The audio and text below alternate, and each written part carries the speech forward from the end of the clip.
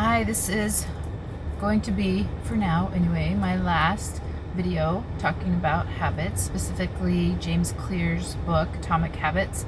I figure the last few videos I've talked about the first two parts of the formula, cue and craving, and I wanted to make sure I gave time for response and reward, the last two parts. If you haven't seen my other videos, you can go back and watch them. I've numbered them. This is part 4 of creating habits. So cue, craving, response, reward. The response obviously is what you do because of the cue and the craving. So I see my workout clothes, I put them on, I work out. And then the reward ultimately, will be, the reward is that I feel better. Maybe I lose some weight, maybe I gain some muscle, whatever that is. But that's kind of, sometimes that can be long-term or even a little too abstract of a reward. And so in the beginning, at least, it does help if we can reward ourselves, and it needs to be an immediate reward. And it also needs to align with whatever you're trying to achieve, whatever your goals are. So if you are trying to eat healthier, cut back on sugar, those kinds of things, maybe eating a piece of cheesecake may not be the best reward. But, maybe you say, okay, after I do this workout, then I get to sit down and read a book I enjoy for 15 minutes or whatever.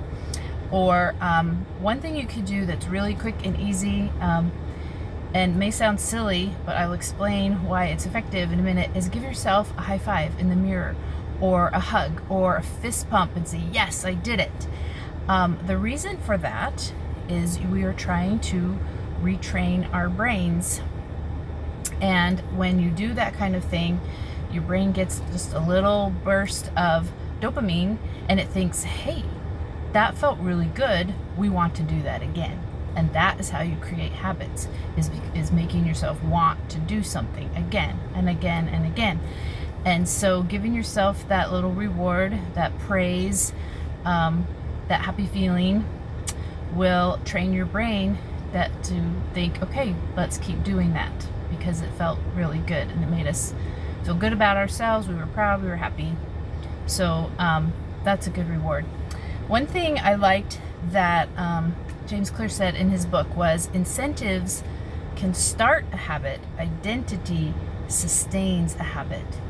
So incentives are those little tangible rewards I was talking about, whether it's like, a manicure or reading a book or, talking to a friend, whatever, something that you enjoy as a reward. But then ultimately, the goal is to become that kind of person you are, or you want to be. And so, saying to yourself, I am the kind of person who gets up and exercises. I am the kind of person who eats lots of fruits and vegetables. I am the kind of person who keeps a house that is organized and free of clutter.